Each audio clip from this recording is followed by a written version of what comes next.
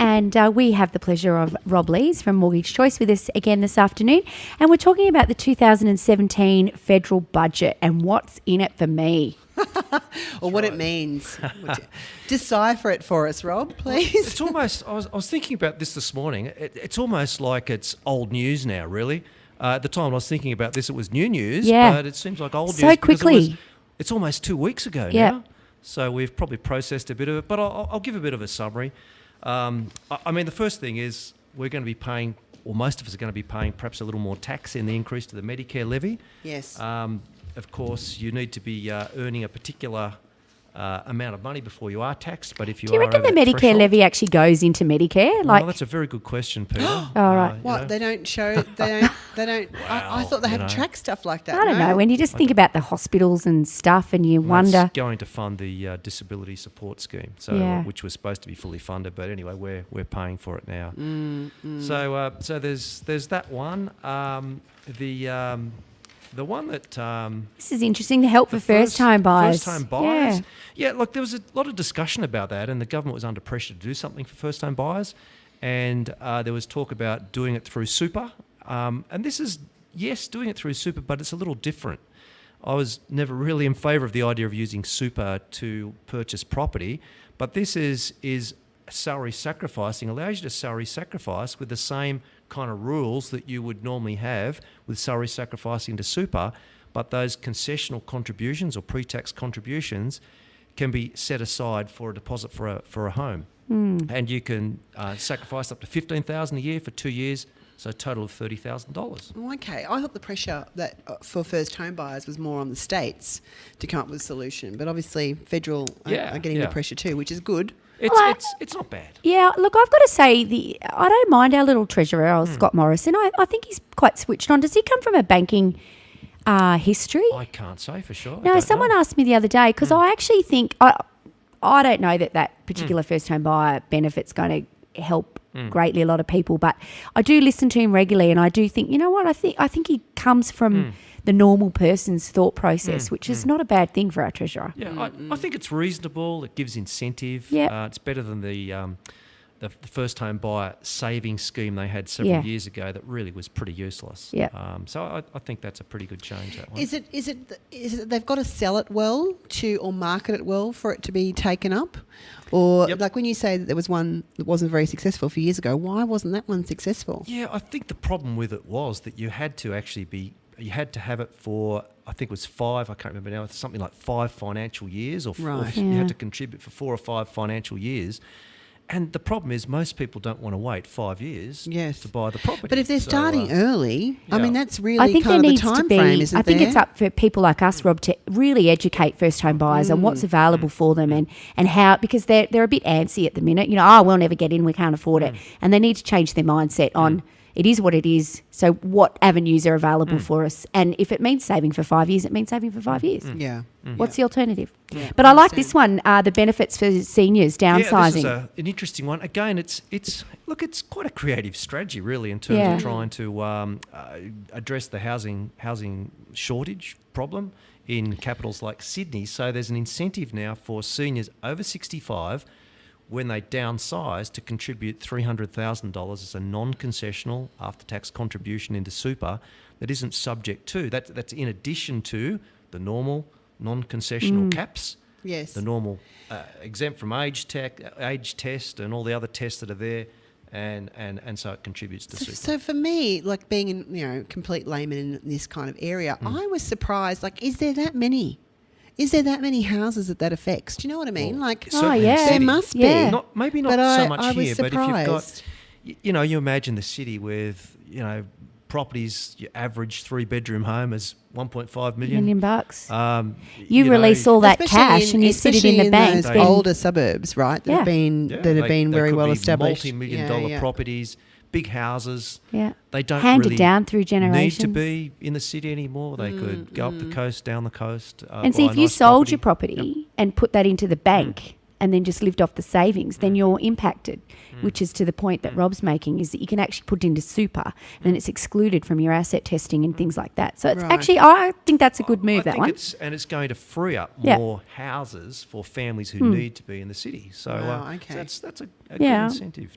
I think it's good. What about Well, these, time all will of tell. us small business incentives? Yeah, Did well, we we've get had, much? not much really, but Do we ever get it's, much? it's an extension of the one they had last year, which is the $20,000 write-off that we can. Yes. We can write off $20,000 for one-off, or up to $20,000 for expenditure on capital works. So they or extended assets. that, did they? Yes, for another 12 Oh, months. okay. I guess we were talking about that was coming to an end. So the idea is okay. that we'll just spend. You know, they want us to spend money, and that Yeah. puts, that injects Just money. seek back into the advice from economy. your accountant, because it's not always the most adequate Yes, yeah. way to spend your business no, money. No. It probably depends what you want to do And what you're buying. If you're going to buy it, try and get the timing right. Yeah. It probably takes pressure off people who've been trying to get equipment installed. Well, that's what I was going to by the say. 30th I of June. really think this is only for people whose businesses where it applies when they need equipment. Yeah. Probably, yeah. If you're thinking about buying a new car and it was under 20 grand, it's not I a bad. don't really feel that this really speaks to so many business owners who don't need equipment. I don't Anyway. think the whole small business terminology speaks to No. many small business owners, to be honest. True. So that one's been extended. Relief for pensioners. They actually were pretty harsh. They called it the zombie. What was it? The zombie welfare thing or cuts or whatever, which was to take the pension card away from a lot of pensioners when they revised the asset test. Well, they're going to get their cards back. Oh, good. So that's good. That's good. That's a good thing. That one. That's a good change. And the old tax deductions for the property investors? Well, this is a big one. This really does affect a lot of property investors.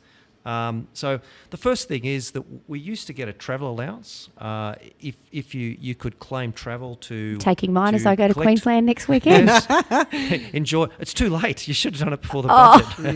Yeah. Can't claim it. I thought it was next financial year. To collect rent, to inspect the property, or to carry out maintenance. You used to Okay. be able to claim a tax deduction.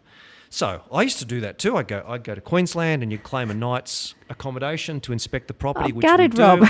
and all that kind of stuff. And of course, if you're up there doing maintenance work, you could be up there for a couple of weeks. Some people so it was a bit of a rort. Yeah, so it's okay. gone. It's Oh. finished. You But can't. I you can't mean, claim it again, anymore. I'm thinking to myself, was it really going to free up thousands and millions Look, of dollars? It's probably a bit of anyway. a tokenistic way of Yeah. addressing the complaints about negative gearing. Yeah, Yeah. right. And it hasn't really. It's just minimising the deductions that you can claim. The other one is depreciation. Right. So that up until now, you were able to, when you buy an established property, you could ask a quantity surveyor to do a valuation on the plant and equipment. You know, air conditioners, stoves, floor coverings, all that kind of stuff, hot water systems, and you get a tax deduction. Whereas now, well, from the 1st of July, it will be only for equipment that you've actually purchased. Okay. So that's a good example. I was speaking to my accountant this morning on the way up to do the show, actually, about, because we just purchased 2 properties in this half of the year. And I said, what is your advice to go out and get depreciation schedules done? And one of them was that. So one of them we've actually outlaid the expenditure of works ourselves because we've renovated it. So he said, you've already got your own, but the one that we haven't renovated, yeah, most definitely. So I thought you were going to tell me I'd missed the boat on that too. I was thinking, so long as I get it done in the next month, I'll be okay. And maybe the incentive then is the government's trying to get us to buy new as well. Yeah. So there's all of that stimulates the economy. And the third one is there's a bigger tax, capital gains tax discount of 60%, goes from 50% to 60% if you buy into the affordable housing scheme.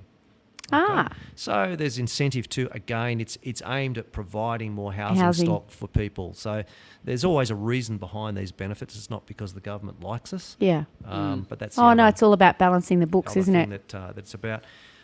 Foreign property owners, some big changes there. I don't know if people were watching 60 Minutes or whatever it was, or Sunday night last night, and the rich Chinese investors. I think I was multi-millionaire watching about investors, Cocaine Cassie. Didn't see that I one. think it came on after that. Well, they're onto them because they're buying these properties and they're not even living in Yeah. them. No, They're just holding them. on this one, 100%. I'm really shocked to know there are foreigners coming in buying up our property. There's got to be some really tough restrictions on there's that, some surely. big changes there, so they're Yeah, going good. to be paying a vacancy tax. It's not much for these multi-millionaire people, but if it's vacant, it stays empty for at least 6 months in a year. They'll be charged $5,000, and also the capital gains tax on an owner-occupied property is going to be it's not going to be exempt anymore. They're going to be paying capital gains tax of 12.5%. But that's only for the foreign investors, not for us residents. That is for foreign investors. Yep. So they're the sort of changes that are taking place there for the foreign investors. Quickly, the other two, obviously the levy on the big banks, 0.06 on their liabilities. Sounds like a song. They're levy on the complaining big about banks. that. We'll see what happens. A lot of arguments as to whether that will be passed on to us or not. I think it will be. Of course it will be. And the I other just thing hope the is, ACCC are all over it, but yeah, whether they'll be allowed to get away with it. Do they do anything but, really, except for they get publicity and they rant and wave, but they really have any power? I don't know.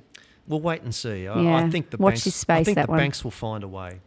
And there's big spending on infrastructure, and that includes an extra $20 billion that is going to fund the Western Sydney Airport, and lots of people in the mountains are excited about that. So, but it's going ahead. So all of that will be aimed at stimulating the economy. Yeah. fantastic, Rob. Well, that's a very great, Kind of comprehensive breakdown. I comprehensive, thought. but Yes. very much in layman's terms. So, I followed along really well. Did you? Well, see, Andrew was worried she was going to fall asleep. really? Yeah, at first it looked like she was. I was great. there. I was right there. You present were, with the whole and thing. contributing well.